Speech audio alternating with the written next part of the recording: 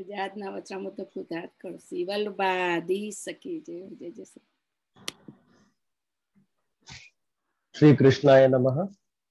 नमामि यमुनामहं सकल सिद्धि हेतुं मुदा मुरारी पद पंकज स्फुरद मंदरेणुत्कटां तटस्थ नवकानन प्रकटमोद पुष्पांबुना सुरासुर सुपूजित स्मरपितु श्रियं बिभ्रते। समस्त अलौकिक सिद्धियों को देने वाले, जिनके किनारे श्री कृष्ण के चरण कमल की रज विराजती है, दोनों तटों के किनारे सुंदर वन स्थित है, जिनके पुष्प जल पर गिरने से सर्वत्र सुगंध फैल जाती है। सुर और असुर दोनों आपकी पूजा करते हैं।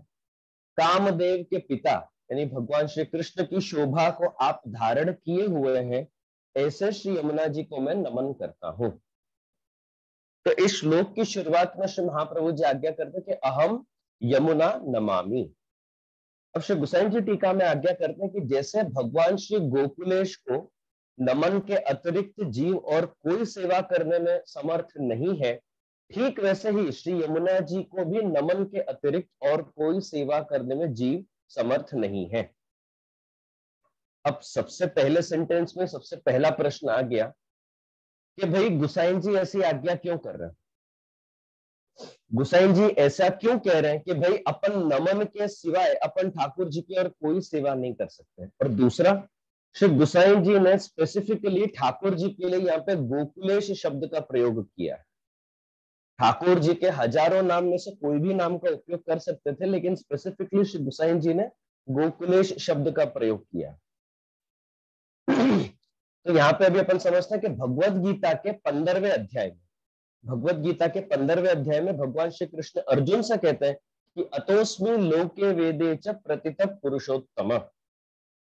कुरुक्षेत्र में गीता का उपदेश देने वाले जो कृष्ण है, वो खुद का स्वरूप बताते हुए आज्ञा करते हैं कि भाई जो लोक में यानी जो संसार में जो मेरा स्वरूप प्रसिद्ध है, वेदों में जो मेरा स्वरूप प्रसिद्ध है, मैं वही पुरुषोत्तम हूं। अब यहाँ पे एक चीज ये समझना जरूरी है कि श्रीमद् भागवत में द्वारका लीला के जो कृष्ण है और वेदों में जो प्रसिद्ध पुरुषोत्तम है, ये एक है। लेकिन जो कृष्ण ने व्रज लीला करी है, व्रज लीला वाले जो कृष्ण है, वो लोक वेदातीत पुरुषोत्तम है, लोक वेद प्रसिद्ध पुरुषोत्तम नहीं है। लोक में जो कृष्ण की महिमा प्रसिद्ध है, वेदों में जो कृष्ण की महिमा प्रसिद्ध है, वो द्वारका लीला वाले कृष्ण है। लेकिन व्रज लीला में जो ठाकुर जी ने लीला करी ना, 11 वर्ष और 52 दिन, ये टाइम फ्रेम में जो ठाकुर जी ने लीलाएं करी है, वो लीला ना लोक में प्रसिद्ध है ना वेदों में प्रसिद्ध है। एक उदाहरण के तौर पर देखो, मैं स्पष्ट कर दूं कि दो कृष्ण अलग नहीं है। मैं ये नहीं कह रहा कि ब्रज लीला के कृष्ण कोई और है और द्वारका लीला के कृष्ण नहीं। कृष्ण दोनों एक ही है, एक ही स्वरूप है। लेकिन उनने ब्रज में जो लीलाएं करी है, वो लीला ना लोक में प्रसिद्ध थी और ना वेदों में प्रसिद्ध थी। और द्वारका में जो ठाकुर जी ने लीलाएं करी, मथुरा में जो ठाकुर जी ने लीलाएं करी, कुरुक्षेत्र में जो ठाकुर जी ने लीलाएं करी, वो लोक में भी प्रसिद्ध लीलाएं थी और वेदों में प्रसिद्ध लीलाएं थी। इतना डिफरेंस है दोनों में। अब उदाहरण के तौर पे आप लोग भगवान श्री कृष्ण को ईश्वर मानते हो कि नहीं? आप लोग मानते हो भगवान श्री कृष्ण ईश्वर है? और ईश्वर का अर्थ वो होता है, आप ईश्वर किसको कह सकते हो? ईश्वर वो है जो सबका नियामक है, जो सबको कंट्रोल में रखता है, उसको अपन ईश्वर कहते हैं। ईश्वर का ये सामान्य साधारण अर्थ है। अब जो पूरे जगत को कंट्रोल करता है, अगर आप भगवान श्री कृष्ण को ईश्वर मानते हो, तो जो पूरे जगत को कंट्रोल करता है, क्या वो आपके घर में आपके कंट्रोल में है कि नहीं? आज अपने घर में विराजते ठाकुर जी क्या अपने कंट्रोल में नहीं है? ठाकुर जी को जगाने का समय क्या है? जो लोक वेद प्रसिद्ध पुरुषोत्तम की बात है ना, जगन्नाथ जी में जाओ, बालाजी में जाओ, ये सब लोक वेद प्रसिद्ध पुरुषोत्तम है। इनको सुबह आप देखो कि इनके मंगला का समय क्या है? 4 बजे, 4:30 बजे, लगभग सुबह 3:30 से 5:30 के बीच में इन देवताओं को जगाने में आता। बद्रीनाथ जी में आप चले जाओ, और आपके घर में ठाकुर जी कितने बजे जागते हैं?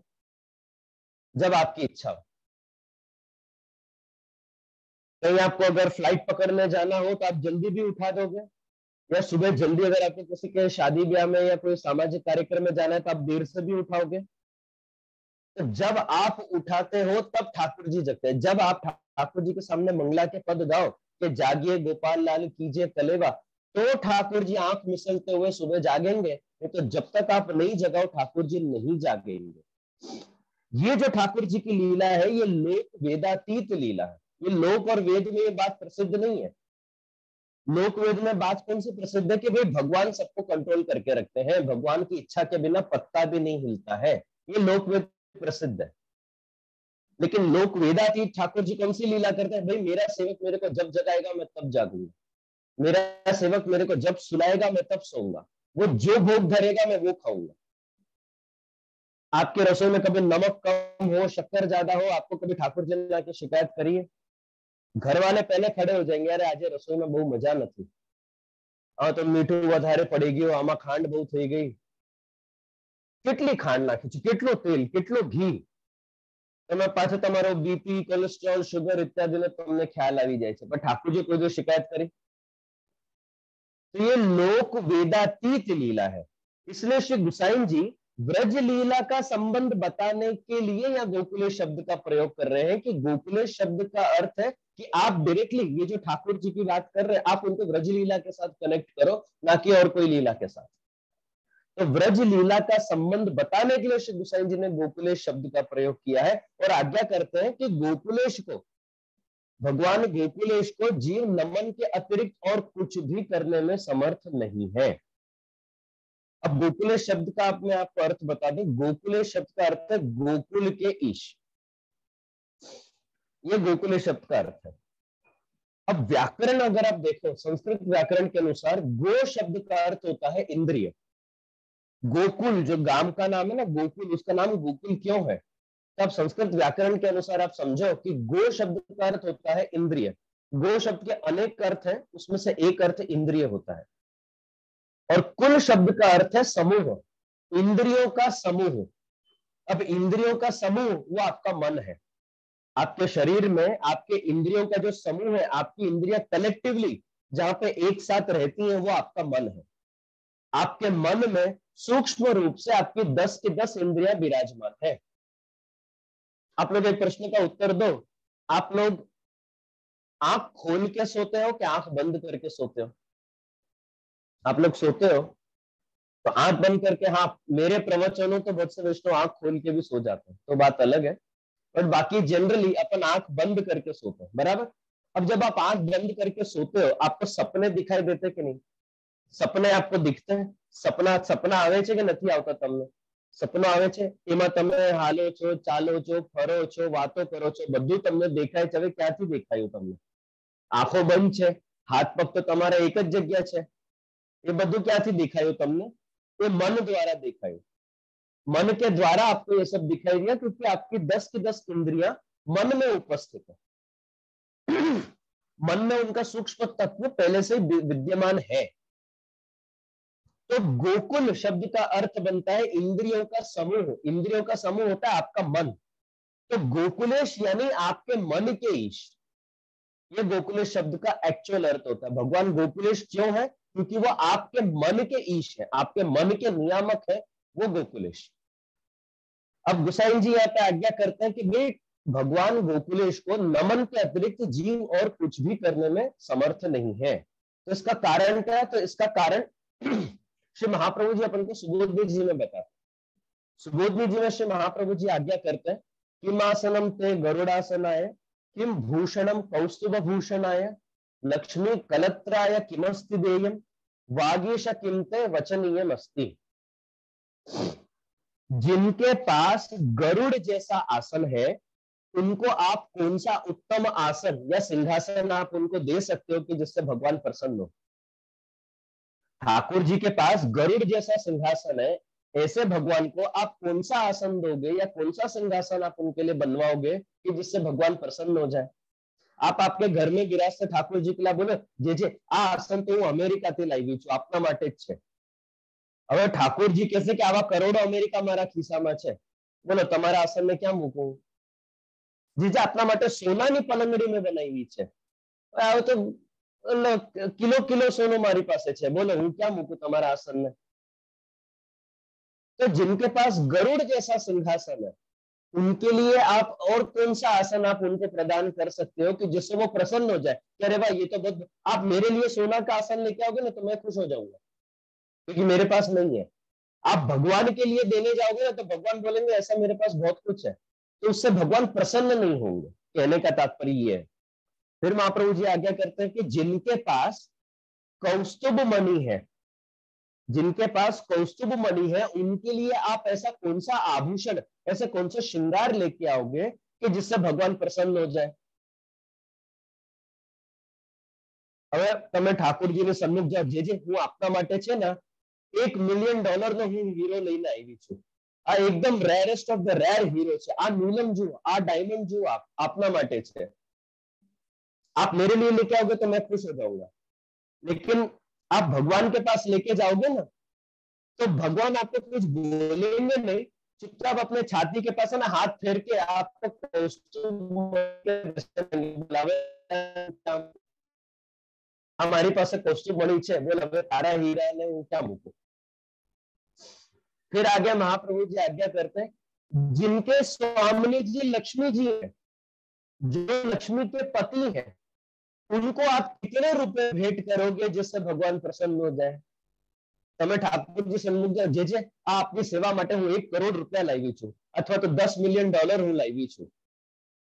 હવે બોલો આ $10 મિલિયન 1 કરોડ રૂપિયા 100 કરોડ રૂપિયાની ભગવાનની આગળ શું કિંમત।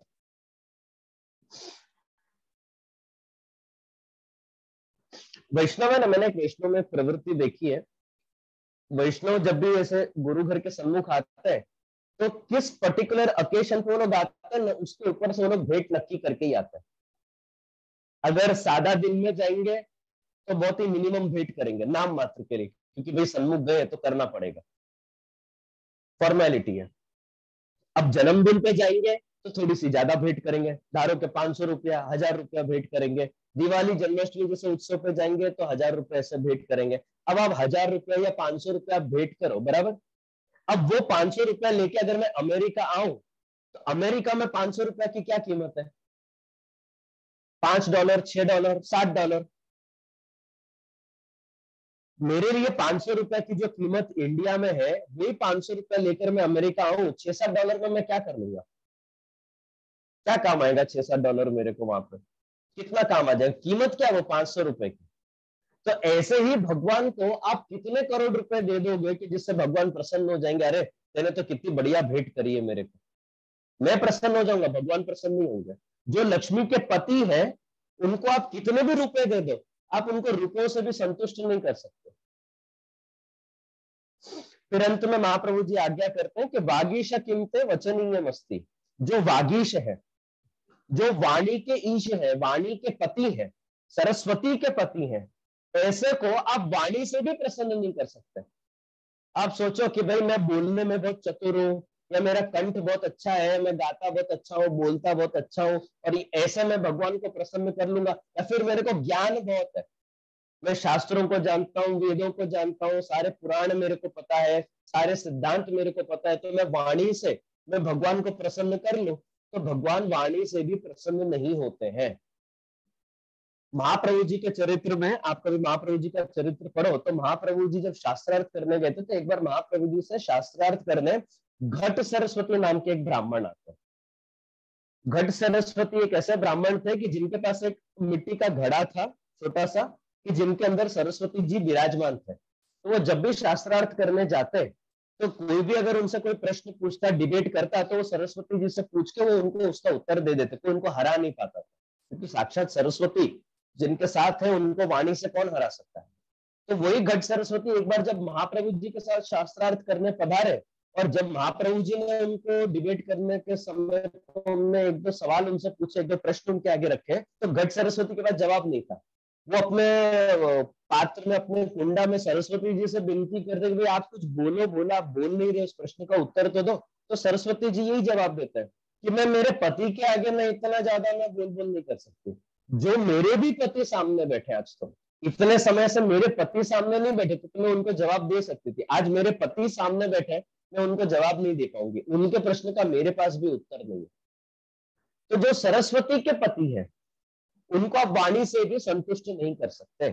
ये भगवान का स्वरूप महाप्रभु जी ने अपन को सुबोधनी जी में बताया। तो श्री गुसाई जी आज्ञा करते कि ऐसे जो गोकुलेश है, अपने घर में विराजते ठाकुर जी ऐसे हैं, गरुड़ आसन उनके पास है, कौस्तुभ मणि इनके पास है, वो लक्ष्मी के पति है, वो वाणी के भी पति है, सरस्वती के भी पति है, ऐसे ठाकुर जी को आप क्या सेवा कर सकते हो?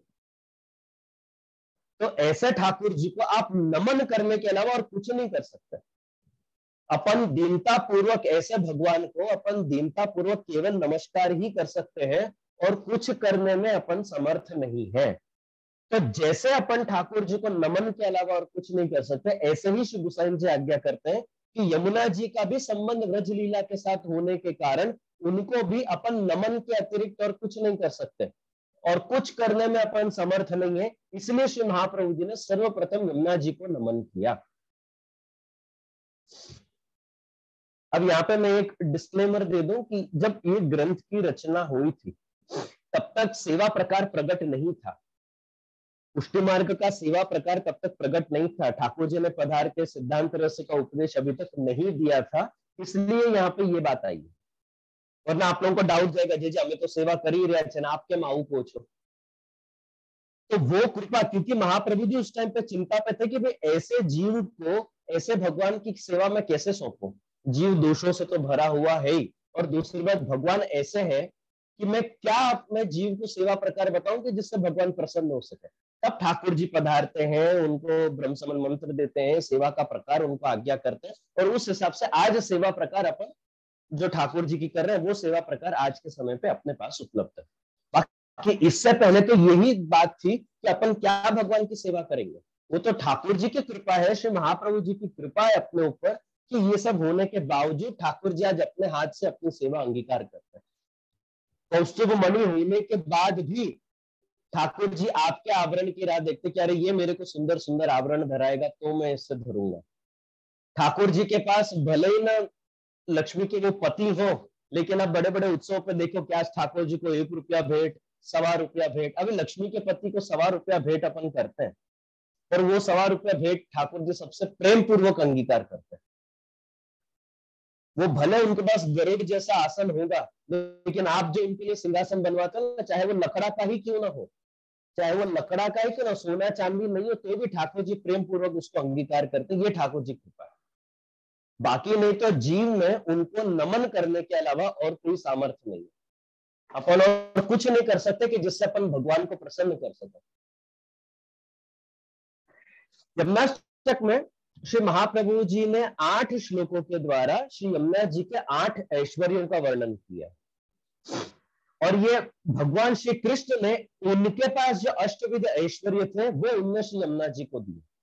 ठाकुर जी के पास जो अष्टविध ऐश्वर्य थे वो उनने यमुना जी को दिए। तो उन 8 ऐश्वर्यों का वर्णन श्री महाप्रभु जी ने पहले श्लोक से लेकर 8वें श्लोक तक में एक एक श्लोक में एक एक ऐश्वर्य का वर्णन किया। जैसे प्रथम श्लोक में आप देखोगे तो सकल सिद्धि, दूसरे श्लोक में देखो तो मुकुंद रतिवर्धनी, भुवन पावनी, कृपा जनधि संश्रुते, हरिप्रिय कलिंदया, ययाचरण पद्मजा, मुररिपो प्रियम भावुका, फिर प्रियो भवति सेवना, और अंत में तनु नवत्व। ये 8 श्लोकों में श्री महाप्रभु जी ने 8 ऐश्वर्यों का वर्णन किया।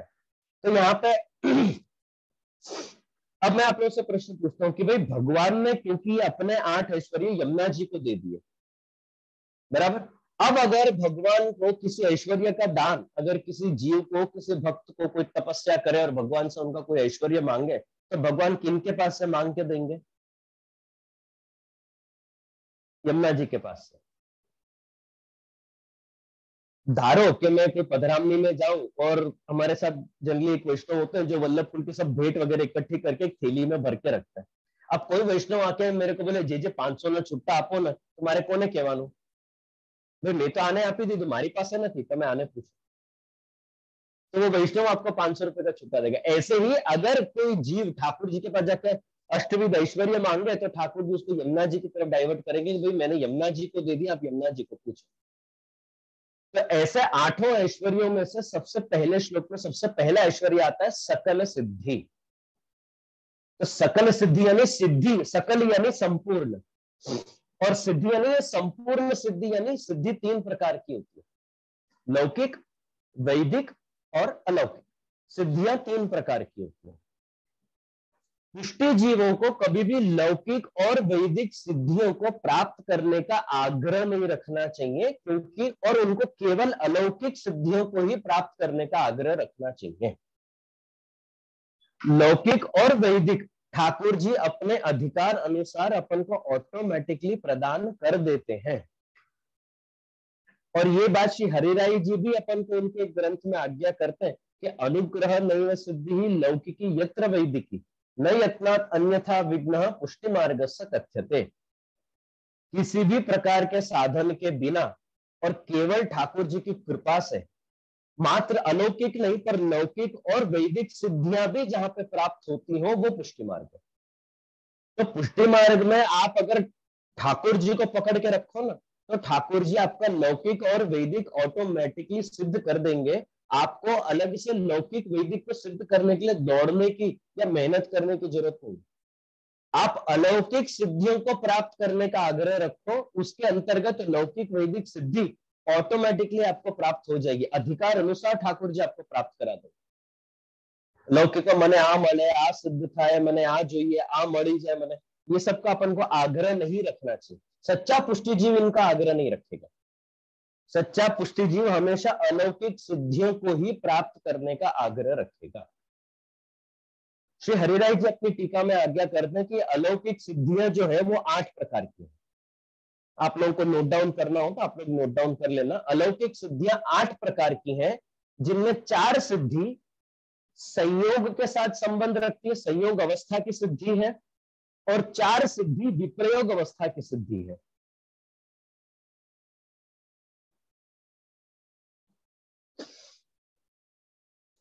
और मेरे को जहां तक याद है, इसी प्लेटफॉर्म पे पहले प्रवचनों में मैंने संयोग, वियोग और विप्रयोग के काफी डिटेल चर्चा करी है, इसलिए मैं वापस से उस चर्चा में मैं नहीं जाऊंगा। जो मेरे कोई पुराने वीडियोस होंगे अगर अपलोडेड होंगे तो उसमें से आप लोग उसको रेफर कर लेना कि मैंने संयोग, वियोग और विप्रयोग की मैंने डिटेल चर्चा और शायद 1 या 2 बार ऑलरेडी कर चुका हूं, तो मैं अपने आप को रिपीट नहीं करूंगा।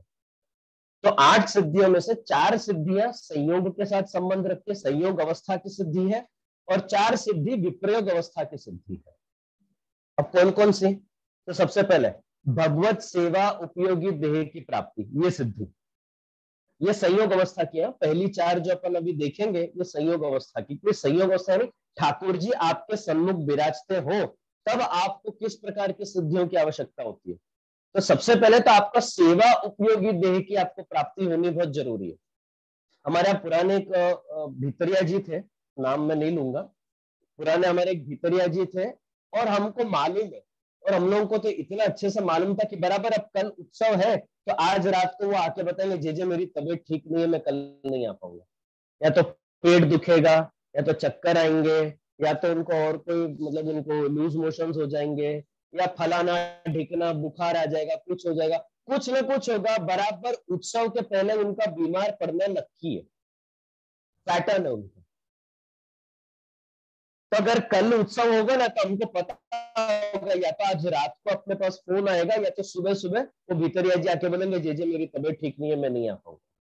तो ठाकुर जी आपके घर में विराजे, वहां तक बात पूरी नहीं होती, उनकी सेवा करने लायक आपका देह भी आपको सपोर्ट करना चाहिए। और ऐसे भी मैंने बहुत से देखे हैं, ऐसे भी मैंने बहुत से लोग हैं जिनके शरीर में हजारों रोग होंगे, ऐसी कोई तकलीफ नहीं होगी दुनिया में जो उनको नहीं होगी। इनफैक्ट मैं तो अभी कोविड का आपको उदाहरण देता हूँ। कोविड में मेरे पहचान के एक वैष्णव है कि जिनको पूरी फैमिली को कोविड हो गया, पूरी फैमिली को एक साथ कोविड हो गया था, लेकिन ठाकुर जी कृपा से बहुत सीरियस नहीं था, होम आइसोलेटेड थे, हॉस्पिटल नहीं जाना पड़ा। तो पूरी फैमिली को कोविड हो गया तो वो चिंता में पड़ गए कि अब ठाकुर जी को कैसे करें, ठाकुर जी की कैसे सेवा करें। अब कोई दूसरा वैष्णव रिस्क नहीं ले सकता था उनके घर जाके ठाकुर जी पधरा के जाने का, उसको कोविड हो गया। तो उनने क्या किया, पूरे परिवार ने मिलकर उन लोगों ने कोविड में ठाकुर जी की रसोई करी, ठाकुर जी की सेवा करी, ठाकुर जी को भोग धरे, उसी से उनने प्रसाद ग्रहण किया, और शायद 5-6 दिन 6 दिन के अंदर सबके सब ऑटोमेटिकली ठीक भी हो गए, उनका कोविड चला भी गया। तो कहने का तात्पर्य कि अपने शरीर में हजारों रोग होंगे, लेकिन अगर जो ठाकुर जी अपन को सेवा उपयोगी देह प्रदान करे तो आपके वो कोई भी रोग या कोई भी तकलीफ सेवा के समय आपको डिस्टर्ब नहीं करेंगे। ये सेवा उपयोगी देह, जहां पे बराबर मूल सेवा का समय हो, उत्सव का समय, और उसी समय पर अगर आपका शरीर अटक जाए और आप सेवा नहीं कर पाओ तो वो सेवा उपयोगी देह नहीं है। तो सबसे पहली सिद्धि जो श्री यमुना जी देते हैं वो भगवत सेवा उपयोगी देह, ये यमुना जी प्रदान करते हैं। दूसरी अलौकिक सिद्धि जो श्री यमुना जी प्रदान करते हैं वो भगवत लीला का स्मरण। अब आप लोग, मैं काफी सारे वैष्णव को ग्रुप में जिनका वीडियो चालू है मैं देखूं तो आप लोग में से काफी सारे वैष्णव ज्यादातर सीनियर सिटीजन है, तो 50, 60, 65 साल के आप लोग हो। आप लोग इतने साल से ठाकुर जी की लीला का श्रवण करे हो, याद કેટલું રહે છે તમને? याद રહે છે કે નથી રહેતું? બહુ ઓછું याद રહે છે। तो यमुना जी दूसरी अलौकिक सिद्धि प्रदान करते हैं वो है भगवद लीला का स्मरण। હવે તમને ટાઈમ પર ઠાકોરજીની લીલા યાદ પણ રહેવી જોઈએ। ઠાકોરજી સામે બિરાજે છે અને તમે સેવા કરો છો ત્યાં સુધી બરાબર, પણ જ્યારે ઠાકોરજી પોઢી ગયા એના પછી જો તમે વિચાર કરો ને કે ઠાકોરજી અત્યારે કઈ લીલા કરી રહ્યા હશે, ઠાકોરજી શું કરી રહ્યા હશે, ઠાકોરજી ગૌચર, તમને લીલા જ યાદ નથી આવતી। અરે ફલાના જે મને આ લીલાનું કંઈ થયું હતું પણ મને યાદ નથી આવતું।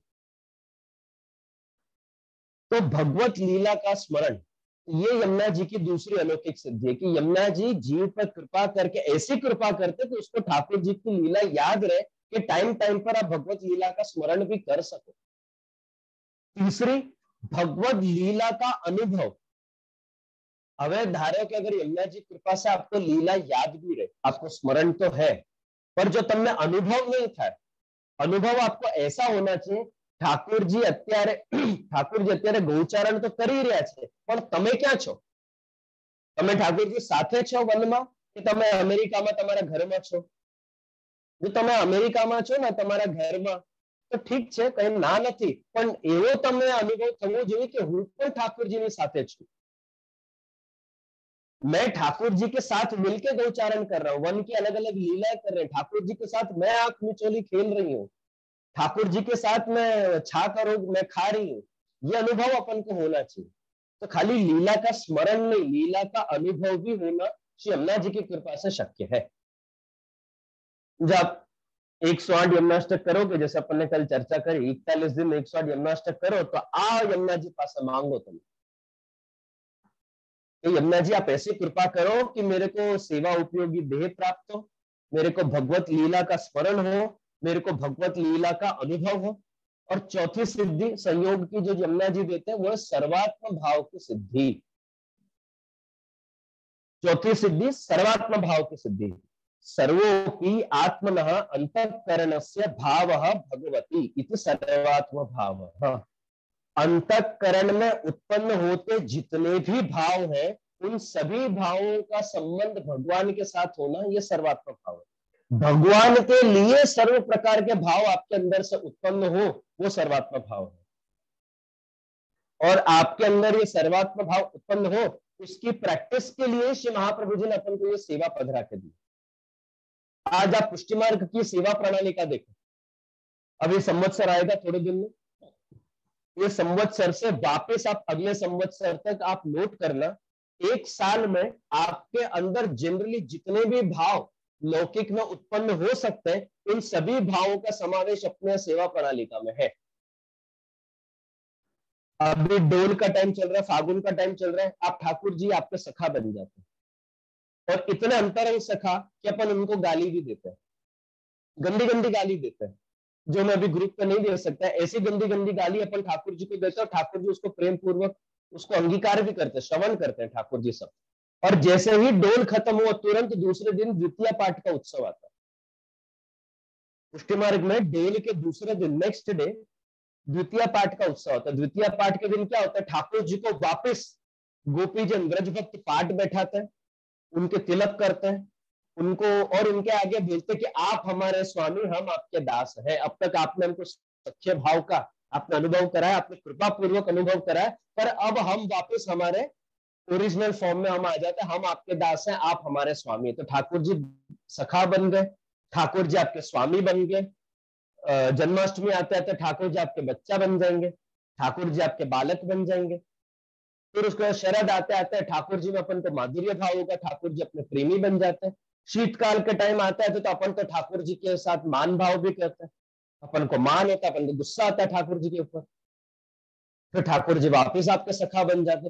तो अपने अंदर जनरली जो जो इमोशंस उत्पन्न हो सकते हैं लौकिक में, उन सभी इमोशंस का एक स्थान महाप्रभु जी ने आपको सेवा प्रणालिका में भी दिया है कि आपको अगर गुस्सा दिया है ना तो ठाकुर जी के ऊपर आना चाहिए, आपको प्रेम दिया है तो ठाकुर जी के ऊपर आना चाहिए, आपका अगर कोई दोस्त भी हो तो वो ठाकुर जी होने चाहिए, आपका अगर बच्चे का भी कोई भाव हो, बच्चे के प्रति जो अपना लाड़ प्यार जो भाव होता है वो भी ठाकुर जी के लिए होना चाहिए।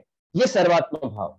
तो ये सर्वात्म भाव की प्रैक्टिस आपको पड़े, इसलिए अपने सेवा प्रणाली का इस हिसाब से महाप्रभु श्री गोसाई जी ने तैयार करके दिए कि ऐसा करते करते धीरे धीरे आपके अंदर हर एक भाव भगवान के लिए ही उत्पन्न होगा।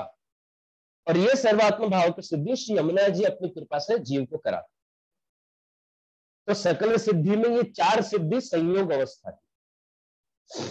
अब 4 सिद्धियां बची हुई, 4 5 6 7 8 बची हुई 4 सिद्धियां ये विप्रयोग अवस्था की। और विप्रयोग अवस्था यानी जहां पे ठाकुर जी अपने सन्मुख नहीं विराज रहे हैं लेकिन फिर भी अंतःकरण में आप उनका अनुभव कर सको, ये विप्रयोग है। आपको कभी लगेगा ही नहीं कि ठाकुर जी मेरे साथ नहीं है, इस प्रकार का जो अनुभव है ये विप्रयोग है।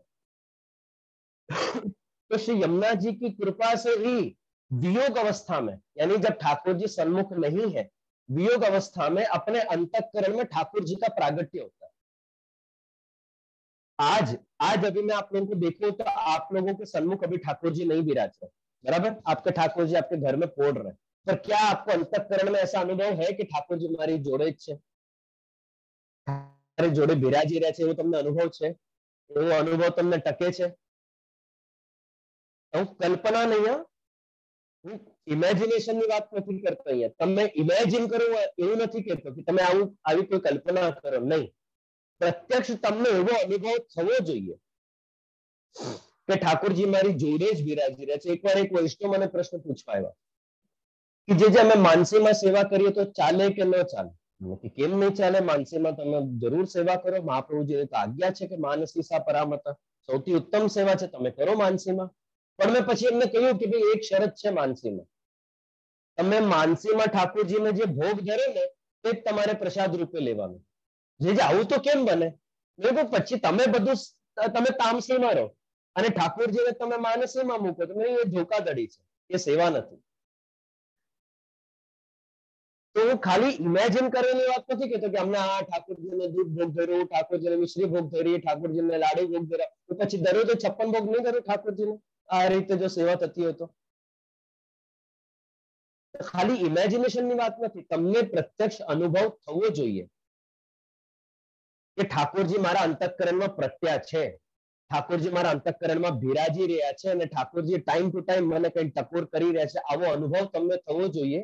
जो आवो अनुभव तमने थाय तो श्री यमुना जी की कृपा थी ज थाय छे। ये 5वीं सिद्धि जो श्री यमुना जी अपन के ऊपर कृपा करते कि अंतःकरण में ठाकुर जी का प्रागट्य। फिर दूसरा, अब अंतःकरण में ठाकुर जी की सर्व लीलाओं का अनुभव। और ठाकुर जी तो पधारी गया, पर ठाकुर जी ने कोई लीला में जब तमने अंतःकरण में स्फुरित नहीं थतुं होय तो पछी कोई काम नहीं। ठाकुर जी की लीलाएं भी आपको अंतःकरण में स्फुरित होनी चाहिए। फिर उसके बाद विप्रयोग अवस्था में ही ठाकुर जी की सर्व लीलाओं का अनुभव, और अनुभव के बाद उसमें जो रस उत्पन्न होता है वो रस का भी आपको अनुभव होना चाहिए। आप अधिक महीना है, धारो के अभी अधिक महीना है और अधिक महीना में आप ठाकुर जी के मनोरथ करो, आप सजावट करो, ठाकुर जी को आप एक मनोरथ में पधराओ तो तमने आनंद थाय छे के नथी थतो? आम ठाकुरजी ने जोता आपने आनंद थाय छे ने कि वाह आज तो ठाकुरजी फलाना बंगलामां बिराज्या छे, आज तो ठाकुरजी बगीचामां बिराज्या छे, आपने बहु आनंद थाय छे। हवे ए मनोरथ तमारा मननी अंदर थवुं जोईए ने तमने एवो ज आनंदनो अनुभव पण थवो जोईए। जे तमने आनंद प्रत्यक्षमां थाय छे एवो आनंद तमने, अने मनोरथनो अर्थ ज ए छे કે જે મનમાં થાય, કે જે મનમાં તમને અનુભવ થાય એ રસનો તમને અનુભવ થવો જોઈએ। ठाकुर जी की सकल लीलाओं का जो आपको अनुभव होता है, उस अनुभव में से जो रस उत्पन्न हो, वो रस का भी आपको अनुभव होना चाहिए, और वो रस का अनुभव भी श्री यमुना जी की कृपा से ही होता है। आप वार्ता साहित्य उठा के देख लो, आप वार्ता साहित्य में देखोगे तो कितनी बार आपको पढ़ने में आएगा कि फलाने वैष्णव एकादशी का सत्संग करके और सत्संग करते करते 3 रात निकल गई। अब मेरे को आप लोग जवाब दो कि आप लोग मैक्सिमम कितने घंटे आप लोग सत्संग कर सकते हो? કેટલા કલાક તમે કન્ટિન્યુઅસલી સત્સંગ કરી શકો? 2 કલાક, 3 કલાક, 4 કલાક, 6 કલાક? અહીંયા 3 દિવસ નીકળી ગયા અને એમને ભૂખ નહીં લાગી, પ્યાસ નહીં લાગી, તરસ નહીં લાગી, શરીર બાધક નથી બન્યું, દેહનું કોઈ ધર્મ બાધક નથી બન્યું, લઘુ શંકા, દીર્ઘ શંકા કાંઈ નહીં. તો આ ક્યારે પોસિબલ છે? જ્યારે તમને એ લીલાઓનો અનુભવ અને અનુભવની સાથે ને સાથે તમને રસનો પણ અનુભવ થાય કે આ કેટલી રસિક લીલા છે ઠાકોરજીની. ત્યારે આ શક્ય છે કે તમે 3 દિવસ, 6 દિવસ તમે કન્ટિન્યુ સત્સંગ કરતા રહો ને તમને કોઈ ડિસ્ટર્બન્સ નહીં, તમને થાક નહીં લાગે. નહીં તો અહીંયા 2 કલાક આપણે પ્રવચન સાંભળી લઈએ ને તો આપણને થાય કે ભાઈ અડધો કલાક જરા થોડું ટીવી જોઈ લઈએ, બહુ હેવી થઈ ગયું આજે, જે બહુ અઘરું બોલી ગયા. અને મને એવું લાગ્યું કે ગઈકાલે કદાચ વૈષ્ણવને થોડું અઘરું લાગ્યું હશે મંગલાચરણ, કારણ કે જલ્દીથી કોઈ મંગલાચરણ લેતા નથી અને આટલા ડિટેલમાં એક્સપ્લેન કરતા નથી. તો મને ગઈકાલે એવું લાગ્યું કે કદાચ વૈષ્ણવને થોડું કઠિન લાગ્યું હશે, થોડું અઘરું લાગ્યું હશે. તો જ્યારે તમને કોઈ વિષય અઘરું લાગે ને તો ત્યારે તમે મેન્ટલી બહુ ટાયર્ડ થઈ જાઓ છો, પછી તમને આનંદનો અનુભવ નહીં થાય અને તમને થાય કે થોડુંક આપણે બહાર ફરી આવીએ, થોડું કંઈ આપણને એક ડાયવર્ઝન જોઈએ. तो श्री यमुना जी जो कृपा करे ना, अगर जो श्री यमुना जी कृपा करे तो आपको लीलाओं का अनुभव भी होगा और साथ ही साथ उस लीला में जो रस है वो रस का भी आपको अनुभव होगा. और चौथी सिद्धि जो श्री यमुना, 8वीं सिद्धि रादर, विप्रयोग में चौथी और ओवरऑल 8वीं सिद्धि, सर्वत्र भगवत स्फूर्ति. सर्वत्मिन आत्मभाव है. જ્યાં જો ત્યાં તમને ઠાકોરજીના દર્શન થવા જોઈએ, આ શ્રી યમુનાજીની કૃપાથી જ પોસિબલ છે. सभी में भगवान का भाव करना, सभी में भगवान का दर्शन करना, ये सर्वस्मिन भगवत स्फूर्ति है. ये भी एक प्रकार का सर्वात्म भाव है. आज तमने एक वस्तु खबर है, आज आप लोगों को एक बात मालूम है कि भाई हर व्यक्ति के अंदर भगवान है. अपन को ये बात मालूम है कि नहीं? आपके अंदर है, मेरे अंदर है. जो भगवान को नहीं मानता है उसके अंदर है. कोई मुसलमान है तो उसके अंदर भी है, कोई क्रिश्चियन है तो उसके अंदर भी है, तो दूसरे धर्म संप्रदाय का हो तो उसके अंदर भी है. प्राणी में है, एक एक प्राणी में है, इंसान में है, जानवर में है, प्राणी मात्र में भगवान विराजते हैं अंतर्यामी के रूप में. ये अपन जानते हैं, पर आपको दर्शन होता है. इसलिए तो अपन एक दूसरे का गला काटने के लिए दौड़ते हैं, इसलिए तो अपन एक दूसरे के साथ झगड़ा करते हैं. आपको अनुभव नहीं होता, आपको सर्वत्र भगवत स्फूर्ति का आज अनुभव नहीं है. आपको मालूम है, ज्ञान है, पर अनुभव नहीं है. अब मैं बोलूंगा आपके सामने जो फोन है या जो डिवाइस पे आप देख रहे हो उसके अंदर भी भगवान है, बोलो आपको दर्शन होंगे? आप उनका चरण स्पर्श करोगे? तो सर्वत्र भगवत स्फूर्ति का अपन को अनुभव होना, चारों बाजू जहां देखे वहां भगवान का अनुभव होना, ये यमुना जी की कृपा से ही शक्य है. महाराष्ट्र में बहुत समय पहले एक संत एकनाथ जी करके थे. वो अपने घर में रोटी बना रहे थे और रोटी बना बना के वो साइड में रख रहे थे कि भाई लास्ट में मैं एक साथ सब में घी लगा दूंगा, एक बार सारी रोटी बेल के रख दूं, फिर लास्ट में घी लगा दूंगा. उतने में एक कुत्ता आया, उनकी कुटिया में घुस के 6-7 रोटी मुंह में उठा के लेके भाग गया. अब संत एकनाथ जी घी का कटोरा लेके उनके पीछे दौड़े कि प्रभु रुको रुको, घी कोरी कोरी मत अरोगो, अरे रोटी कोरी कोरी मत अरोगो, 2 मिनट रुको, मैं अभी घी लगा देता हूं. सर्वत्र भगवत स्फूर्ति. अब संत एकनाथ जी की जगह अगर अपन होते तो घी का कटोरा लेके भागते कि डंडा लेके भागते? क्योंकि अपन को सर्वत्र भगवत स्फूर्ति नहीं है. वैष्णव को मैं देखता हूं, वैष्णव जब ब्रज जाते हैं, गिरिराज जी के पूजन करते हैं, गिरिराज जी के आगे भोग धरते हैं और जो 4-6 बंदर लेके चले जाए ना तो बड़ा आनंद का अनुभव. अरे गिरिराज जी ने बहुत कृपा है, व्रजना वांद्राओ ले गया, कई वांधो नहीं. હવે તમારા ઘરમાં ઘૂસીને જો લઈ જાય તો એ જ વાંદરા. તમે આનંદનો અનુભવ કરશો કે 2 ડંડા મારશો કે બેલન લઈને ભાગશો પાછળ? તો કહેવાનું તાત્પર્ય છે કે આજ अपने अंदर सर्वत्र भगवत स्फूर्ति नहीं है। जब श्री यमुना जी कृपा करेंगे ना, तब आपके अंदर सर्वत्र भगवत स्फूर्ति का भी आपको अनुभव होगा। जहां देखो वहां पे आपको ठाकुर जी का अनुभव होगा। मैं एक ईमानदारी से आप लोगों को एक प्रश्न पूछता हूँ, क्योंकि आप लोगों को सबने संस्कार के रूप में ये बात बताई है, तो आप लोग बोलते हो कि भाई दरेक वल्लभ कुंड अंदर તમારે મહાપ્રભુજીના દર્શન કરવાના, તમે મહાપ્રભુજીના દર્શન કરો, વ્યક્તિના નહીં મહાપ્રભુજીના દર્શન કરો, પણ ખરેખર તમને થાય છે? ઈમાનદારીથી મને કહેજો, તમને વ્યક્તિના જ દર્શન થાય છે કે મહાપ્રભુજીના થાય છે? તમને એ તો સંસ્કાર રૂપે બધાએ ફિટ કરી દીધું મગજમાં કે તમારે આ રીતે દર્શન કરવા જોઈએ, અને વાત સાચી છે, કરવા જ જોઈએ, પણ તમને થાય છે? નથી થતા। એટલે જ આપણે એકબીજાની નિંદામાં આપણે પડીએ છીએ। એટલે જ સૃષ્ટિવાદ છે, આ મારા ગુરુઘર ને આ તમારા ગુરુઘર। વૈષ્ણવમાં તો અમે જોયું છે, અરે તમે તમારા ગુરુઘરના બાળકને પધરાવો છો તો તમારા ગુરુ છે, અમારા નથી, અમે તો અમારા બાળકને પધરાવશું। અને પધરામણીઓમાં મેં જોયું છે, જો ગુરુઘરથી કોઈ બાળક પધારતા હોય તો એમને તેડવા માટે એ લોકો જે ગાડી મોકલે, અને બીજા વલ્લભપુરના બાળક પધારતા હોય ને તેમને તેડવા માટે જે લોકો ગાડી મોકલતા છે ને, એમાં ઘણો ફરક છે। એટલે આટલી બેસિક વસ્તુઓમાં પણ ઘણો ફરક પડે છે। એટલે કહેવાનું તાત્પર્ય છે કે આજે આપણી અંદર ભેદ દૃષ્ટિ છે। આ દૂધઘરના ઠાકોરજી, આ અનસખડીના ઠાકોરજી, આ સખડીના ઠાકોરજી, આ મરજાદના ઠાકોરજી, આ પાકી મરજાદના ઠાકોરજી, આ ભેદ દૃષ્ટિ આપણી અંદર છે। સર્વત્ર ભગવત સ્ફૂર્તિ હજી આપણી અંદર ઉત્પન્ન થઈ નથી।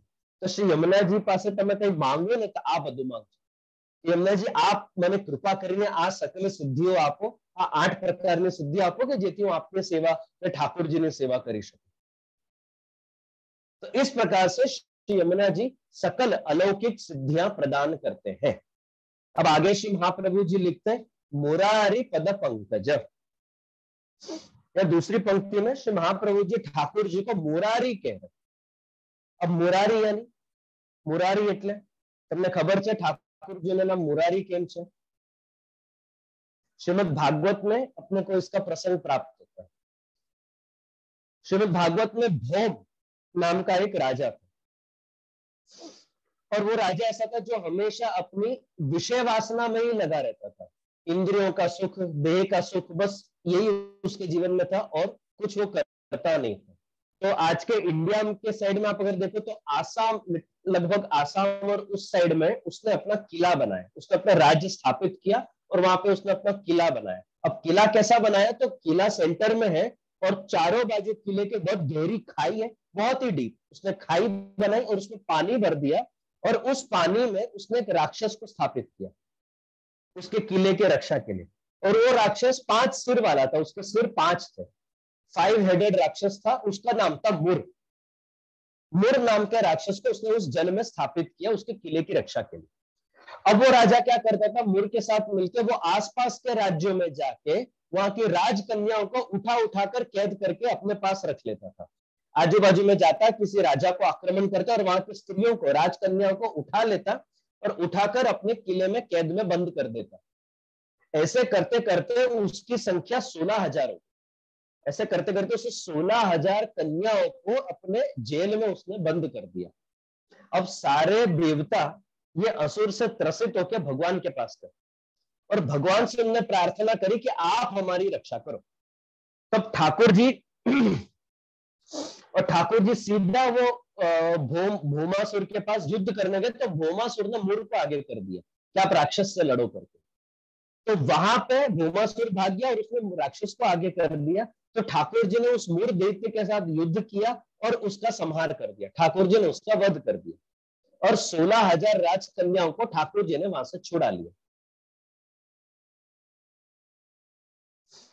तो यहाँ पे कहने का तात्पर्य है कि 16,000 कन्याओं को छुड़ाया। मुर नाम के राक्षस को मार के भगवान ने 16,000 कन्याओं को छुड़ाया, इसलिए भगवान का नाम मुरारी पड़ा इस प्रसंग के कारण। अभी जो 16,000 राजकन्याएं थी जिनको भगवान ने बचाया, जब भगवान उन कन्याओं को उनके पिता के पास सौंपने गए तो सब पिता ने यही विनती करी कि भगवान अब इन कन्याओं को संसार में कोई नहीं स्वीकारेगा, ऐसा कोई व्यक्ति नहीं है इस संसार में, ऐसा कोई ब्रॉड माइंडेड आदमी नहीं है जो इन कन्याओं को अपने पत्नी के रूप में स्वीकार करे। इसलिए मैं आप ही को विनती करता हूं, आप ही इनको स्वीकारो, इनको और कोई नहीं स्वीकारेगा इस लोक में। तो ऐसे करके ठाकुर जी ने इन 16,000 कन्याओं के उनके मान की रक्षा करी और उनको पत्नी के रूप में ठाकुर जी ने स्वीकारा। तो इस पूरे प्रसंग के कारण भगवान का नाम पड़ा मुरारी। तो अब यहाँ पे इस प्रसंग का तात्पर्य है कि श्री गुसाइन जी आज्ञा कर रहे हैं, श्री गुसाइन जी यहाँ पे अर्थ करते हैं कि मुरारी, मुर यानी जल के दोष, जल में रहा हुआ दोष।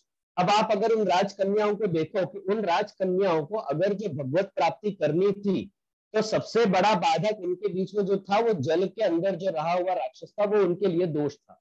तो जब तक वो दोष दूर नहीं होगा, जब तक जल के दोष दूर नहीं होंगे, तब तक वो कन्याएं भगवत प्राप्ति नहीं कर सकते। तो मुरारी यानी जो जल में रहे हुए दोषों को दूर करते हैं।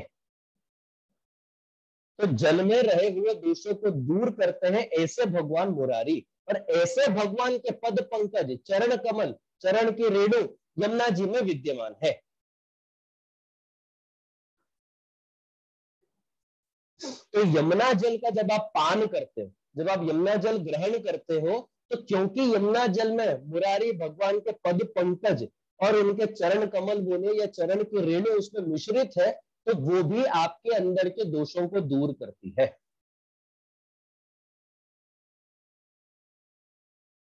ठाकुर जी को प्राप्त करने में, भगवत प्राप्ति में प्रतिबंधक बनते जितने भी विषय हैं, उन विषयों को दूर करने का अगर सामर्थ्य है तो वो ठाकुर जी के चरणारविंद में ही है। तो यमुना जल जब आप ग्रहण करते हो, जब आप उसका पान करते हो, तो क्योंकि यमुना जल में ठाकुर जी के चरण की रेणु उसमें मिश्रित है, इसलिए यमुना जल आपके दोषों को दूर करती है कि जो भगवत प्राप्ति में आपको प्रतिबंधक बनते हैं। अब मैं आप लोगों से एक प्रश्न पूछता हूं एक और। विश्व भर में, ऑल ओवर द वर्ल्ड, आप पुष्टि मार्ग का कोई भी स्थल ले लो, हवेली ले लो, गोस्वामी बालकों के घर ले लो, गुरु घर ले लो, वैष्णव क्या ले लो, कहीं पे भी भगवान श्री कृष्ण की पादुका जी विराजती है। ઠાકોરજીની પાદુકાજીના તમે દર્શન કર્યા કોઈ દિવસ? ગોસ્વામી બાળકોના છે, પ્રાચીન પૂર્વાચાર્યોના પાદુકાજી તમને મળે છે, ભગવાનના છે। કૃષ્ણના પાદુકાજીના તમે કોઈ જગ્યાએ દર્શન કર્યા? કેમ કેમ ભગવાનના પાદુકાજી નથી? કોઈને ખ્યાલ છે? અને આનું પ્રમાણ તમને ગોપી ગીતમાં મળે છે। આ હું મારા ખિસ્સામાંથી કાઢીને આ વાત નથી કહેતો, આનું પ્રમાણ ગોપી ગીતમાં છે કે જ્યાં गोपी गीत के अंतिम श्लोक में गोपियां कहते कि यत्य सुजात चरणाम बरु गुरु हम स्तनेशु भीता शनै प्रियम दधिमहि कर्कशेषु। गोपी जन भगवान से कह रहे कि हे भगवान, सामान्यतः अगर आप देखो नॉर्मली, अगर यहाँ पे कोई मेडिकल डॉक्टर हो तो वो भी मेरे को करेक्ट करे, जो हृदय होता है ना, हृदय का जो ऊपर का लेयर होता है वो अतिशय कोमल होता है, एकदम सॉफ्ट और सेंसिटिव होता है। और जो अपने चरण होते हैं, जो पैर होता है, और पैर के नीचे की जो चमड़ी होती है जिसको अपन तलवा बोलते हैं, वो हार्ड होता है।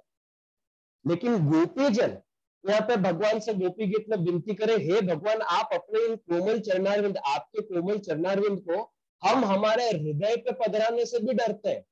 हमारे हृदय इतने कठोर है, हमारे हृदय इतने कठोर है कि आपके कोमल चरणारविंद को जो हम हमारे हृदय पे भी पधराए तब भी आपको श्रम पड़ेगा। जबकि हृदय का प्रदेश एकदम कोमल होता है, हृदय वो बहुत कोमल होता है और चरण हार्ड होता है, पर ठाकुर जी के चरणारविंद तो हृदय से भी करते कोमल है। और फिर गोपीजन आगे भगवान से कहते कि आपके चरण को हम हमारे हृदय पे पधराने से डरते हैं कि कोई हमारे कठोर हृदय, हम तो कठोर दिल वाले, हम कठोर हृदय वाले के कारण आपके चरणारविंद को श्रम नहीं पड़े, और उसकी जगह पे आप खुले चरणारविंद में पूरे ब्रज में आप यहाँ वहां अलग अलग वनों में आप घूम रहे हो, आपको पत्थर कांटा वगैरह लगेगा तो आपको कितना श्रम पड़ेगा। तो गोपी गीत में अपन को ये प्रमाण मिलता है कि ठाकुर जी ब्रज में 11 वर्ष 52 दिन बिना खुले चरणारविंद में, बिना किसी चप्पल जूता या कोई भी ठाकुर जी चरण में कुछ धारण किए, खुले चरणारविंद ठाकुर जी ब्रज में 11 वर्ष 52 दिन विराजे। तो ठाकुर जी ने तो कुछ चरण में धारण नहीं किया था 11 वर्ष। तब प्रश्न ये है, ठाकुर जी ने क्यों धारण नहीं किया? ठाकुर जी अफोर्ड नहीं कर सकते थे एक चरणदास चरणारविंद? चरणारिंद में कुछ भी धारण करना, क्या ठाकुर जी अफोर्ड नहीं कर सकते थे? एक चप्पल नहीं ठाकुर जी खरीद सकते थे? ऐसा नहीं था कि उस जमाने में लोगों के पास चप्पल नहीं थे, लोगों के पास चप्पल थे, लोग चप्पल पहनते थे तब भी, तो इतना पिछड़ा हुआ नहीं था, लोग तब भी चप्पल पहनते थे, लोग आज भी चप्पल पहनते हैं। तो क्या ठाकुर जी खरीद नहीं सकते थे चप्पल? ठाकुर जी ने क्यों धारण नहीं किए चप्पल?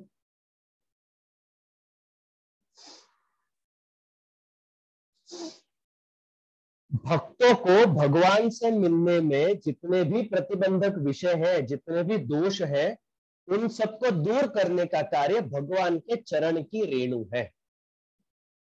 भक्तों के दोषों को दूर करने के लिए ठाकुर जी संपूर्ण व्रज में खुले चरणारविंद पधारे, और इसी भाव से आज के समय भी अपन चरणामृत लेते हैं। आप व्रज में जाओ या आप नाथद्वारा जाओ तो अपन चरणामृत खरीद के लाते हैं, जो मिट्टी के जैसा होता है, वो व्रज की रेणु है, वो व्रज की रज है। व्रज की रज क्यों अपन ग्रहण करते हैं? क्योंकि उसमें ठाकुर जी के चरणारविंद, ठाकुर जी के चरण कमल की जो रेणु है ना, वो व्रज की रेणु के साथ मिक्स है। ठाकुर जी जो अगर चप्पल पहन के व्रज में घूमते ना, तो वो उनके चरण की रेणु नहीं है, वो चप्पल की रेणु है। चप्पल की रेणु लेने से आपके दोष दूर नहीं होंगे। ठाकुर साक्षात ठाकुर जी के चरण के साथ चरणारविंद में धूल, जो एकदम सरल भाषा में कहूं तो ठाकुर जी ना चरणारविंद में धूल, वो लेने से अपन के सर्व प्रकार के दोष दूर होते हैं। इसलिए ठाकुर जी खुले चरणारविंद पधारे, इसलिए ठाकुर जी खुले चरणारविंद विराजे। तो ठाकुर जी को पता था कि मेरे भक्तों के दोष इसी से दूर होंगे। श्रीमद् भागवत में आप रास पंचाध्याय देखो तो रास पंचाध्याय में अपन को गोपियों की संख्या लगभग 64,000 मिलती है। कि जब ठाकुर जी ने वेणुनाथ किया और ठाकुर जी ने जब रास किया और गोपियां पधारे, तो 64,000 गोपियों के साथ ठाकुर जी ने रास किया। ये तो वो गोपियां थी जो ब्रज में अलग अलग कोने से रास के लिए पधारे। इसके अलावा ठाकुर जी ने अपने अंदर से लीला परी करके हजारों लाखों गोपियों को प्रकट किया। 64,000 गोपियों के अलावा ठाकुर जी ने अपने अंदर से लीला परिकर से गोलोक से लाखों गोपियों को वहां पर प्रकट किया रास करने के लिए, और सबके साथ ठाकुर जी ने खुले चरणारविंद में ही रास किया। अब रास करने के बाद सभी ठाकुर जी और सभी गोपी यानी लाखों गोपी और लाखों गोपियों के साथ लाखों कृष्ण यमुना जी में जल विहार करने पधारे, जल में स्नान करने पधारे। तो अब इन सबके चरणारविंद की जो रेणु है वो कहां जाएगी? यमुना जी में जाएगी। आप अगर आप जहां रहते हो, मेरे को पता नहीं अमेरिका के आप जिस क्षेत्र में, वहां पे बीच है, कोस्ट लाइन है, एलए में कोस्ट लाइन है, बराबर। आप बीच जाओ, आप बीच जाओ और वहां पे आप पैरों में आपके मिट्टी लग जाए और फिर उसके साथ आप समुद्र में जाके आप आपके पैर डुबाओ, तो मिट्टी कहां जाएगी? पानी के अंदर जाएगी, पानी उसको धो लेगी।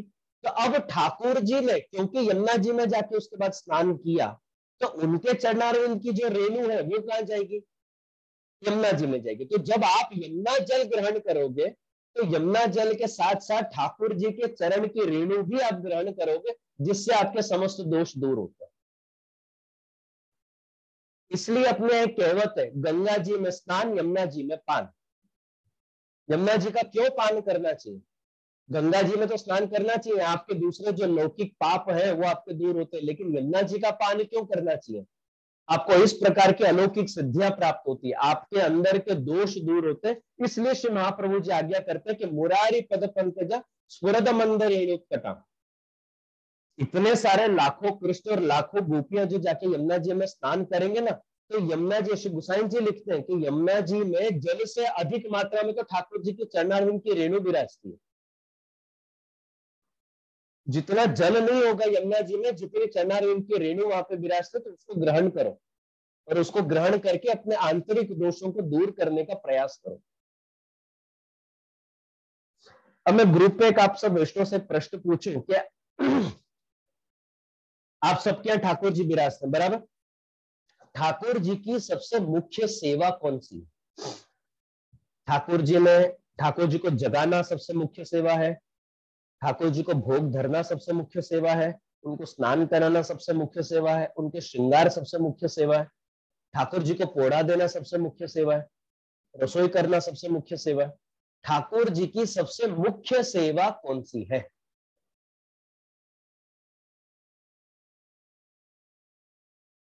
काफी सारे वैष्णव बोलेंगे श्रृंगार। हाँ, यहाँ पे अभी चैट पे भी जो वैष्णव रिप्लाई कर रहे हैं वो बोलेंगे श्रृंगार। मेजॉरिटी वैष्णव मानेंगे श्रृंगार ठाकुर जी की सबसे मुख्य सेवा है, बराबर। तो मेरे हिसाब से ठाकुर जी की जो सबसे मुख्य सेवा है वो है ठाकुर जी के चरण स्पर्श। ठाकुर जी के चरण स्पर्श करना ठाकुर जी की सबसे मुख्य सेवा है। अगर कल को चल के आपकी उम्र हो गई, आप उम्र वाले हो गए, ठाकुर जी की दूसरी सेवा आपसे नहीं बनती हो ना, तब भी आप जाके ठाकुर जी के चरण स्पर्श करो और ठाकुर जी के सामने जाके बैठ जाओ। जे હવે મારાથી તો બીજી કોઈ સેવા ન થતી, ખાલી બસ આપનો ચરણારવિંદનો આશ્રય છે, આપને ચરણ સ્પર્શ કરીશ ને આપની સામે બેસી જઈશ। બાકી મારાથી હવે શરીર એવું થાકી ગયું છે તો મારાથી હવે બીજી કોઈ સેવા નહીં થાય। ઠાકોરજી ખોટું નહીં લગાડશે જો અગર તમે ઠાકોરજીનો શૃંગાર નહીં કરો, ઠાકોરજી માટે 10 સામગ્રી ભોગ નહીં કરો, ઠાકોરજીને ખોટું નહીં લાગશે। ઠાકોરજીને ક્યારે ખોટું લાગે છે ખબર છે? જ્યારે તમે ઠાકોરજીને ખાલી ફક્ત મિશ્રિત ધરો છો ને પોતે 56 ભોગ અરોગો છો, ત્યારે જરૂર ઠાકોરજીને ખોટું લાગે છે। હવે તો કઈ ધરતી નથી ને જાતે બધું અરોગી લે છે, ત્યારે ઠાકોરજીને ખોટું લાગે છે। બાકી જો તમે અગર ઠાકોરજીને કોઈ સામગ્રી ભોગ નહીં ધરો, ઠાકોરજીને નવા નવા વસ્ત્ર નહીં ધરાવો, ઠાકોરજીનો શૃંગાર નહીં કરો ને તો ચાલશે। પણ શરત એટલી છે કે તમે પણ એ જ રીતે રહો। મૂળ કહેવાનું તાત્પર્ય છે, પદ્મનાભ દાસજીનો પ્રસંગ યાદ કરી લો। જળમાં બધી સામગ્રીનો ભાવ કરતા, છોલામાં જ બધી સામગ્રીનો ભાવ કરતા અને પાછળથી પણ એ જ લેતા। तो ठाकुरजी कोई દિવસ ખોટું નથી લગાડ્યું। પદ્મનાભ દાસજીએ તો વિનંતી પણ કરી, ભાઈ આપને 56 ભોગ અરોગવા હોય તો આપને શ્રી મહાપ્રભુજીના ત્યાં શ્રી ગુસાઈજીના ત્યાં પધરાવી દો। પણ મથુરાધીશજીએ શું કહ્યું? લોકો તો તેરે ही આ હાથ કો ભાવે है, તું જે મને ધરે છે તે મને ગમે છે। તો ઠાકોરજીના શ્રૃંગાર, ઠાકોરજીને ભોગ, ઠાકોરજી માટે રસોઈ એ એટલી મુખ્ય સેવા નથી કે જેટલા ઠાકોરજીના ચરણ સ્પર્શ છે। કારણ કે ઠાકોરજીનો ચરણ, એક તો સૌથી પહેલી વાત, ચરણ સ્પર્શ કેમ જરૂરી છે કોઈને ખ્યાલ છે? આપણે ઠાકોરજીના હૃદયનો સ્પર્શ નથી કરતા, આપણે બાહુનો સ્પર્શ નથી કરતા, આપણે મસ્તકનો સ્પર્શ નથી કરતા, આપણે ચરણનો જ કેમ સ્પર્શ કરીએ છીએ કોઈને ખ્યાલ છે? चरण स्पर्श क्यों जरूरी है? क्योंकि ठाकुर जी के चरणारविंद वो आपके उत्पत्ति का स्थान है। ठाकुर जी के चरण भक्ति रूप है और उसी से आप सब यानी अपन सब पुष्टि जीवों की उत्पत्ति है। तो क्योंकि वो अपना जन्म का स्थान है, ठाकुर जी के चरण ये अपना जन्म का स्थान है, ये दास का स्थान है, और ठाकुर जी के चरण ही आपके सर्व प्रकार के दोषों को दूर करेंगे। इसलिए अपने यहाँ पर ठाकुर जी के चरण स्पर्श करना अतिशय जरूरी है। इसलिए अपन ठाकुर जी के चरण स्पर्श करते हैं। और चरण स्पर्श के बाद अपने एक रीत है, ठाकुर जी के चरण स्पर्श करने का सीधा हाथ खासा नहीं करने चाहिए। ठाकुर जी का जो झारी जी का या स्नान का जो प्रसादी जल होता है ना अपने पास, उसमें अपन हाथ डुबोते हैं, जिससे अपन चरण स्पर्श करते हैं। उसी हाथ को जल में डुबो के उससे अपन वो जल उसका पान करते और फिर हाथ खासा करते। ये ठाकुर जी का चरणामृत है, ये नियम है अपने चरण स्पर्श का। झारी जी का प्रसादी जल या स्नान का जल आप अगर किसी पात्र में उसको इकट्ठा करो तो उसमें आप उस हाथ को डुबो जिससे आपने चरण स्पर्श किए, उसको डुबो के और ऐसे आप प्रसाद के रूप में उस जल को ग्रहण करो। वो जल आपके दोषों को दूर करेगा। और क्योंकि यमुना जल उन ठाकुर जी के चरणारविंद और चरण की रेणु से मिश्रित है, इसलिए यमुना जल भी वही कार्य करेगा। यमुना जल का भी जब आप पान करोगे तो यमुना जल के पान से भी आपके अंदर के आंतरिक दोष दूर होंगे और आप ठाकुर जी की सेवा में प्रवृत्त हो सकते हो और सुंदरता से प्रवृत्त हो सकते हो। आपका भाव ज्यादा दृढ़ होगा। फिर इसके बाद श्री महाप्रभु जी की दृष्टि, जब श्री महाप्रभु जी वहां पे यमुना किनारे पधारे तो इतना सा वर्णन करने का महाप्रभु जी की दृष्टि यमुना जी के पुलिन पे पड़ी। और यमुना जी के पुलिन पे जब महाप्रभु जी की दृष्टि पड़ी तो श्री महाप्रभु जी आज्ञा करते कि तटस्थ नवकानन प्रकटमोद पुष्पाम्बुना, यमुना जी के तट के दोनों तरफ नए नए सुंदर वन है, सुंदर वृक्ष है, फल है, फूल है, पत्ते हैं, जो श्री यमुना जी की शोभा को बढ़ाते हैं, यमुना जी की सुंदरता को बढ़ाते हैं। आजू बाजू के जो वन है, हरियाली है, जो पुष्प है, वो यमुना जी की शोभा को बढ़ाते हैं। और इतने सुंदर और सुगंधित पुष्प से श्री यमुना जी घिरे हुए हैं, ऐसा लगता है कि वहां तो 12 महीना वसंत होता होगा। वसंत का जो सीजन है, स्प्रिंग का जो सीजन है, यमुना किनारा ऐसा है, यानी कम से कम महाप्रभु जी के समय पे तो ऐसा ही था, अपन ने उसको आज जाके काफी नुकसान पहुंचा दिया होगा, लेकिन महाप्रभु जी के समय में तो यमुना जी का किनारा ऐसा था मानो कि वहां 12 महीना वसंत हो, सुंदर पुष्प की सुगंध आपको 12 महीने वहां पे आती थी, जो यमुना जी की शोभा को बढ़ाती थी। फिर इसके बाद श्री महाप्रभु जी आज्ञा करते कि सुरासुर सुपूजित, जैसे भगवान का पूजन सुर और असुर दोनों करते हैं, वैसे ही श्री यमुना जी का पूजन भी सुर और असुर दोनों करते हैं। अब सुर और असुर से आपको ये नहीं समझना चाहिए कि देवता और असुर, या सुर और असुर का ये मतलब नहीं कि असुर भी यमुना जी की पूजा, देवता और असुर की चर्चा नहीं है। सुर यानी दैन्य भाव वाले गोपी। श्री हरिराय जी, श्री गुसाई जी अपने टीका में स्पष्ट करते हैं कि जिन जीवों के अंदर दैन्य भाव है, जो दीनता वाले जीव है, वो सब सुर, और जिन भक्तों के अंदर मान भाव है वो सब असुर। तो जो दीन भाव वाले गोपी है, जो दीन भाव वाले जीव है, वो भी ठाकुर जी यमुना जी की सेवा करते हैं, यमुना जी की पूजा करते हैं। जो मान भाव वाले गोपी है वो भी यमुना जी की पूजन करते हैं। अब इसका उदाहरण आपको मिलेगा रास पंचाध्यायी में। रास पंचाध्यायी में जब गोपी जनों को मान हुआ, गोपी जनों के अंदर अभिमान उत्पन्न हुआ, जब उनके अंदर मान भाव उत्पन्न हुआ, तो ठाकुर जी तो अंतर्ध्यान हो गए। ठाकुर जी अंतर्ध्यान हो गए तो गोपी जन ठाकुर जी को ढूंढते ढूंढते यहाँ वहां भटकते भटकते यमुना किनारे जाते। जब यमुना किनारे जाते हैं और जब यमुना जी के दर्शन करते हैं, तो यमुना जी के दर्शन करते सबसे पहले तो उनको ठाकुर जी का स्मरण होता है। अब आज के समय पे भी अगर आप यमुना जी को और ठाकुर जी को आप अगर उनके एक साथ बाजू बाजू में फोटो रखे, अगर आप उनके दर्शन करो, तो यमुना जी और ठाकुर जी ने एक से श्रृंगार धारण किए। यमुना जी का श्रृंगार आप मुकुट काचनी के अपन करते हैं, ठाकुर जी भी मुकुट काचनी धरते हैं, दोनों को आप मुकुट काचनी के श्रृंगार करके आप पधराओ ना आजू बाजू में, अपन को दोनों एक से लगेंगे। तो ऐसे ही यमुना जी के दर्शन करते ही गोपी जन को सबसे पहले तो ठाकुर जी का स्मरण हुआ, और उस टाइम पे गोपियों के अंदर मान भाव था, तो उस मान भाव के सहित ही उस टाइम पे उन्होंने यमुना जी के पूजन किए, यमुना जी की स्तुति करी, यमुना जी से विनती करी, और फिर यमुना जी की कृपा से उनके अंदर दीनता प्रकट हुई। उन्हीं गोपियों में जिनमें पहले अंदर मान भाव था, वो यमुना जी के पूजन करने के बाद उनके अंदर दीनता प्रकट हुई, और फिर दीन भाव के साथ उन गोपी जनों ने गोपी गीत की रचना करी। उनने फिर गोपी गीत गाया और गोपी गीत प्रकट हुआ। तो मान भाव वाले गोपी और दीन भाव वाले गोपी या जीव दोनों ही श्री यमुना जी की पूजा करते हैं, और इसका प्रमाण आपको गोपी गीत में मिलेगा, जहां पे दीनता प्रकट होने के बाद गोपी गीत में गोपी जन क्या आज्ञा करते हैं कि जयते ते धिकम जन्मना व्रज शयत इंदिरा शश्वदत्र ही दैत्य दृश्यताम दीक्षितावका वही धृता स्व त्वाम विचिन्वते। हे प्रभु, ठाकुर जी ने, क्योंकि ठाकुर जी व्रज में प्रगटे, तो ठाकुर जी के व्रज में प्रगटने के कारण व्रज का जो महात्म्य है वो वैकुंठ से भी अधिक हो गया। वैकुंठ से क्यों अधिक हो गया? वैकुंठ की महिमा, व्रज की जो महिमा थी वो वैकुंठ की महिमा से भी अधिक हो गई। क्यों अधिक हो गई? क्योंकि ठाकुर जब व्रज में पधार गए तो साक्षात लक्ष्मी भी व्रज को छोड़ के यहाँ पे, अरे वैकुंठ को छोड़ के व्रज में आ गई और व्रज में चक्कर मार रही है, कह रहे मने तो ठाकुर जी ने सेवानो अवसर आपो, एमनी पत्नी था, એમની પત્ની થાવ, ઠાકોરજી ને સેવાનો અધિકાર મારો જ છે।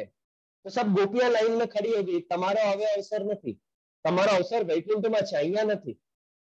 અમે તો હવે જો ઠાકોરજીની સેવા કરવી હોય ને તો આટલી બધી ગોપીઓ અહીંયા તૈયાર છે ઠાકોરજીની સેવા કરવા માટે, તમારે સેવા કરવી હોય તો તમે લાઈનમાં ઉભા થઈ જાઓ। और गोपी गीत की सुबोधनी जी में श्री महाप्रभु जी लिखते हैं कि लक्ष्मी जी तो प्रार्थना करते हैं कि मेरे के व्रज में ऐसा कोई रोग फैल जाए कि जिससे सारी गोपियां एक साथ मादी पड़े, बीमार पड़े, तो मेरे को ठाकुर जी की सेवा करने का अवसर मिले। नहीं तो व्रज में ठाकुर जी की सेवा करने का मेरे को कोई चांस ही नहीं है।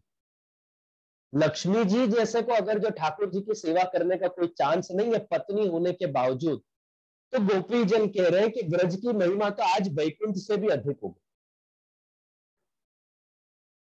इंदिरा, इंदिरा यानी लक्ष्मी जी, लक्ष्मी जी का नाम इंदिरा है, वो व्रज में आके उन्हें आश्रय धारण कर लिया है कि कब मेरे को यहाँ पे ठाकुर जी की सेवा करने का अवसर मिले। लक्ष्मी जी जैसे यहाँ पे विनती करे कि अरे व्रज में ऐसा कोई रोग फैलाओ कि जिससे सारी गोपियां एक साथ बीमार पड़े तो जाके, क्योंकि यहाँ तो ठाकुर जी की गोपी के लिए अगर एक गोपी बीमार पड़े ना तो दूसरी गोपी तैयार है सेवा करने के लिए, रिप्लेसमेंट है। एक बीमार पड़े तो दूसरी खड़ी है, दूसरी बीमार पड़े तो और 4 खड़े हैं ठाकुर जी की सेवा करने के लिए। आज के समय पे चाहे आप अमेरिका के कोई मिलियनर ले लो या इंडिया में आप टाटा अंबानी वगैरह ले लो, ये अगर जो अपना महल अपना घर छोड़ के जिस झोपड़ी में जाके रहने लग जाए, वो झोपड़ी का महात्म्य बढ़ जाएगा कि नहीं बढ़ जाएगा? એ ઝૂંપડીની કિંમત વધી જશે કે નહીં? અરે ટાટા અંબાની અહીંયા રહેતા હોય તો પછી એની કિંમત વધશે કે નહીં? तो ऐसे ही ठाकुर जी वैकुंठ छोड़ के जो व्रज में आए, तो व्रज का महात्म्य आज की तारीख में वैकुंठ से भी ज्यादा है। इसलिए आपको दयाराम भाई का पद ले लो, बोलता मेरे को वैकुंठ चाहिए ही नहीं, वैकुंठ लेके मैं क्या करूं? ठाकुर जी व्रज में है, ठाकुर जी जो व्रज में हो। इसलिए आप नोट करना कि जब भी पुष्टि मार्ग में कम से कम कोई वैष्णव कोई वल्लभ कुल अगर जो हरिशरण होता है, सामान्य अगर कोई हरिशरण होता है तो अपन उनके नाम के आगे क्या लिखते हैं? स्वर्गवासी फलाना फलाना भाई, वैकुंठवासी फलाना फलाना भाई करके अपन लिखते हैं। पुष्टि मार्गियों के लिए क्या लिखते हैं? गोलोकवासी लिखते हैं।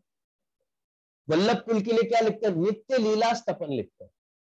क्यों? हमको स्वर्ग नहीं जाना, हमको वैकुंठ नहीं चाहिए। वैकुंठ में जाके क्या करेंगे? ठाकुर जी हमारे गोलोक में विराज रहे, ठाकुर जी हमारे ब्रज में विराज रहे, हम वैकुंठ जाके क्या करेंगे? तो इसलिए यहाँ पे श्री हरिराय जी और श्री गुसाइन जी आज्ञा करते हैं कि सुरासुर सुपूजित यानी दैन्य भाव वाले गोपी और मान भाव वाले गोपी दोनों ठाकुर जी की सेवा करते हैं और दोनों श्री यमुना जी के पूजन करते हैं, यमुना जी की सेवा करते हैं।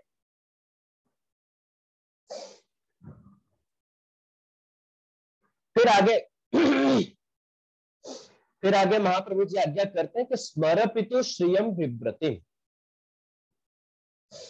इस पद के 2 अर्थ बनते हैं। स्मरपितु श्रियम विव्रते, इसका एक अर्थ बनता है कि यमुना जी के दर्शन करने से ही अपन को ठाकुर जी का स्मरण होता है।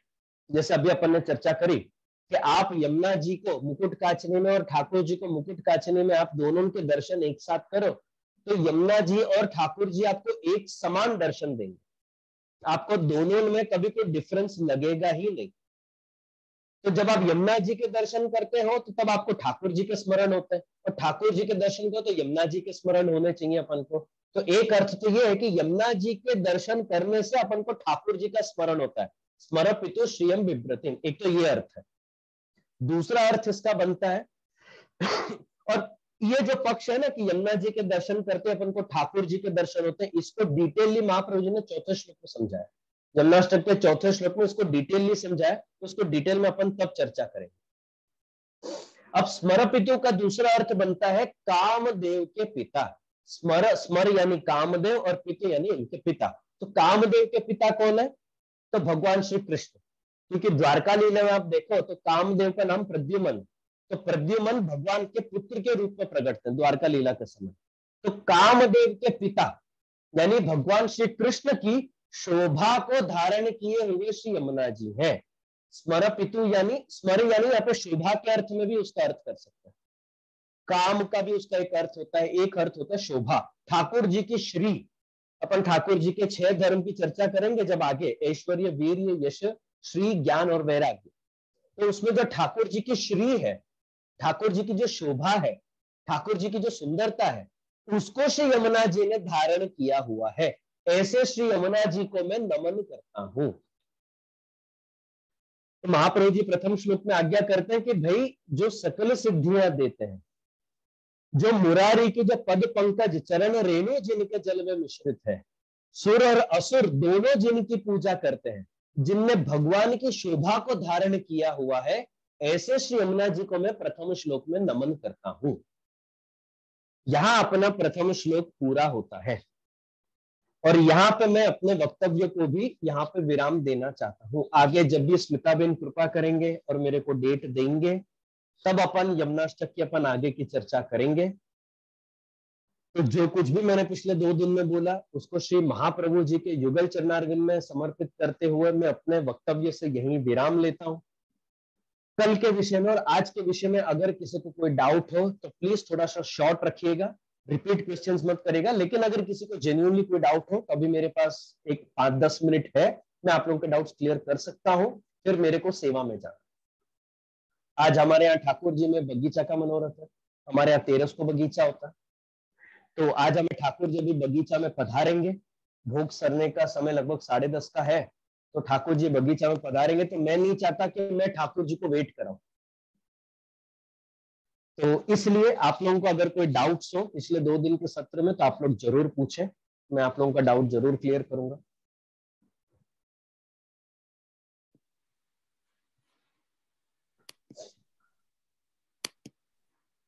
जैसे खूप सुंदर